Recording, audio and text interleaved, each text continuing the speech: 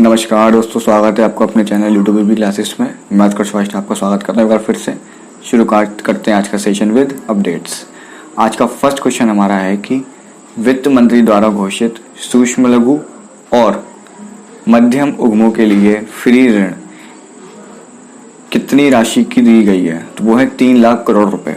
ये 3 लाख करोड़ रुपए जो है वो उस वर्ग के दिया गया है जिनका जो उद्योग है वो सूक्ष्म लघु के अंतर्गत और मध्यम उद्यमों के अंतर्गत आता है।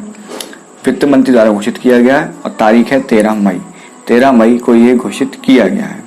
ठीक, और ये अगर बात करी जाए कि किस योजना के तहत दिया गया, तो आपको पता होना चाहिए कि जो प्रधानमंत्री जी ने आत्मनिर्भर भारत की जो एक पहल शुरू की है उसके तहत एक विशेष आर्थिक मदद की धनराशि घोषित की गई थी, जिसमें कि जितनी की धनराशि थी वो 20 लाख करोड़ रुपए की उन्होंने घोषित किया था। टीवी पर सब पूरा देश जानता है।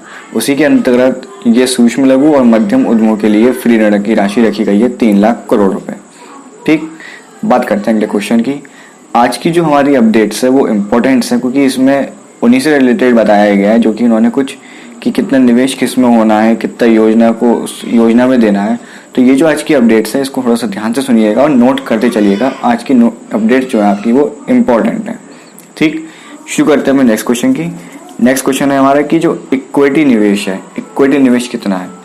इक्विटी निवेश पहले राशि बता देते हैं, 50,000 करोड़ रुपए। इक्विटी निवेश की जो राशि है वो 50,000 करोड़ रुपए है। अब इसमें क्या है, इसमें ये भी 13 मई वित्त मंत्री द्वारा घोषित किया गया है।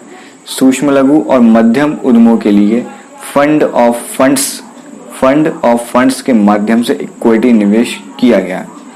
ठीक है, बराबर यानी कि 50,000 करोड़ रुपए को बराबर दिया गया है। किसके द्वारा दिया गया? फंड ऑफ फंड्स के माध्यम से। तो क्वेश्चन ये बन क्या सकता है कि इक्विटी निवेश किसके माध्यम से दिया गया है?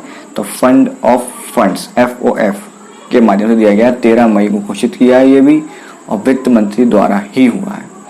नेक्स्ट क्वेश्चन है कि NBFC, HFC, MFI के लिए विशेष निवेश योजना कितनी है? विशेष निवेश योजना तो वो है 30,000 करोड़ रुपए।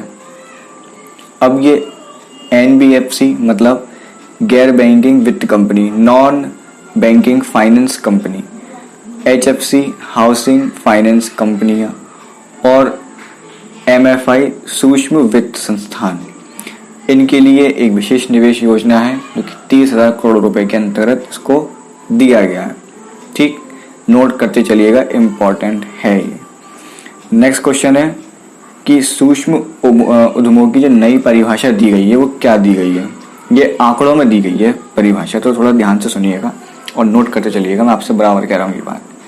इसकी जो परिभाषा दी गई है वो ये है कि 1 करोड़ रुपए से कम निवेश और कुल बिक्री जो होनी चाहिए वो 5 करोड़ रुपए होनी चाहिए। जो निवेश होगा वो 1 करोड़ से कम और बिक्री 5 करोड़ से ज़्यादा। ये सूक्ष्म उद्यमों की नई परिभाषा है। नेक्स्ट क्वेश्चन, लघु उद्यमों की नई परिभाषा। तो इसमें जो चेंजेस है वो ये है कि 10 करोड़ रुपए की जो है कुल निवेश होना चाहिए। 10 करोड़ रुपए का कुल निवेश और कुल बिक्री जो होनी चाहिए वो 50 करोड़ से कम। कुल बिक्री जो होनी चाहिए वो 50 करोड़ से कम होनी चाहिए। ये लघु उद्यम की परिभाषा है।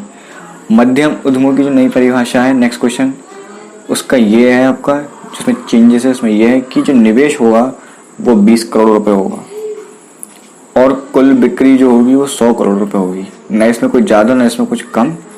20 करोड़ का निवेश और कुल बिक्री जो होगी आपकी वो 100 करोड़ रुपए की बिक्री होगी। ठीक, तो ये था सूक्ष्म उद्यमी की परिभाषा, लघु उद्योग की परिभाषा और मध्यम उद्योग की परिभाषा। अब बात करते हैं नेक्स्ट क्वेश्चन।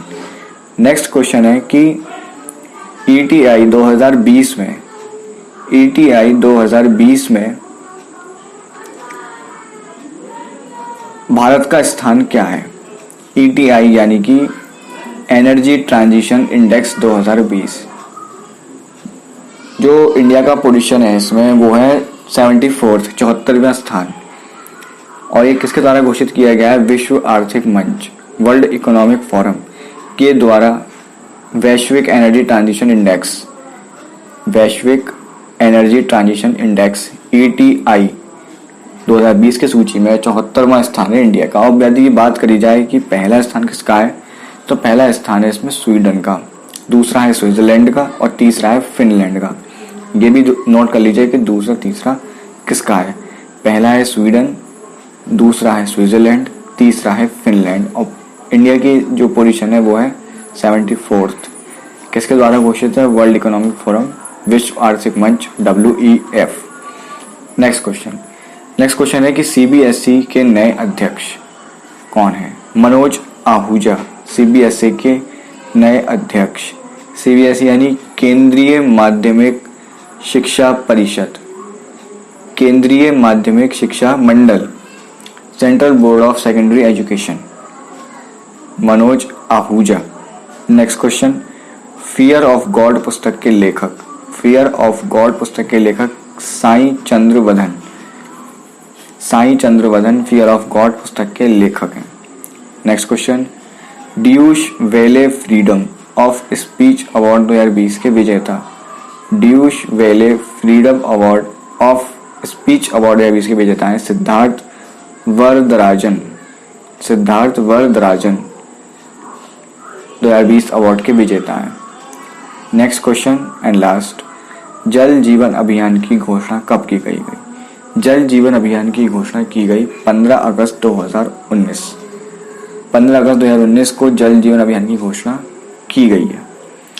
तो ये थी हमारी आज की updates. I hope you like it. और यदि बात करी जाए कल के क्वेश्चन ऑफ द डे की, कल का क्वेश्चन था आपका कि ICN की स्थापना कब की गई थी? ICN यानी इंटरनेशनल कमीशन ऑफ नर्सेस, अंतर्राष्ट्रीय उपचारिका परिषद। 1899 में इसकी स्थापना की गई थी। अब बात करी जाए इसके मुख्यालय की, इसका मुख्यालय था जिनेवा। कहाँ? जिनेवा में इसका मुख्यालय था। अब यदि बात करिए आज के क्वेश्चन ऑफ द डे की, तो क्वेश्चन ऑफ द डे आपका यह है कि APY का जो आरंभ किया गया था वो कब किया गया था? APY यानी अटल पेंशन योजना। अटल पेंशन योजना की जो शुरुआत की गई थी या आरंभ किया गया था वो कब से किया गया था, ये आपको आंसर बताना है। इसका आंसर हम आपको बता चुके हैं अपनी प्रीवियस सेशन में, अपने अपडेट्स में। उम्मीद है आपको याद होगा, और याद नहीं होगा तो उसमें जाकर के हमारी लास्ट वीडियो देख के उसमें पढ़ सकते हैं, आपको पता चल जाएगा। ठीक है। और अगर अभी तक आपने हमारा चैनल सब्सक्राइब लाइक नहीं किया, इसको लाइक और सब्सक्राइब कीजिए, क्योंकि बहुत सारी चीज़ जो करंट है वो आपसे मिस होती चली जाएगी। और जैसे कि मैंने आपको बता चुका हूँ कि हमारे एक WhatsApp group link, Facebook group link, Telegram group link, Instagram group link, सब कुछ डिस्क्रिप्शन में अवेलेबल है। सब तरीके से आपकी सहायता करी जाएगी। बस थोड़ा सा आपको हमारा मनोबल बढ़ाना है, ताकि हमें लगे कि हाँ, हमारे जो व्यूअर्स हैं वो कुछ हमसे चाह रहे हैं, देख रहे हैं वीडियो हमारी, लाइक कर रहे हैं, पसंद कर रहे हैं। तो उसी के तहत हमारा थोड़ा मनोबल बढ़ेगा और हम फिर और अच्छे आपके लिए कॉन्सेप्ट लाएंगे, अपडेट से भी हटके और अपडेट से भी। ठीक, तो आज का सेशन हम ख़त्म करते हैं। उम्मीद करते हैं आपको अच्छा लगा होगा और याद हुआ होगा। आज की अपडेट थी वो बहुत इंपॉर्टेंट थी, तो इसलिए अगर आप नोट नहीं कर रहे हो तो प्लीज़ नोट कर लीजिएगा। मिलते हैं अपने वीडियो में, तब तक के लिए goodbye and best of luck. पढ़ते रहिए और पढ़ते रहिए।